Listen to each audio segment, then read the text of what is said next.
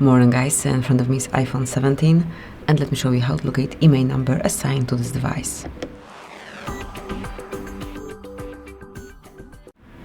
So at first, open your phone together.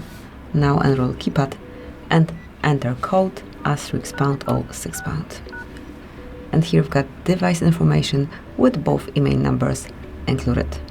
So let's go back, and that's not the only way to reach it from your device's panel, because you can also find it via settings. At first, let's enroll the settings, then find and select general. Okay, so here they are, and now mark about.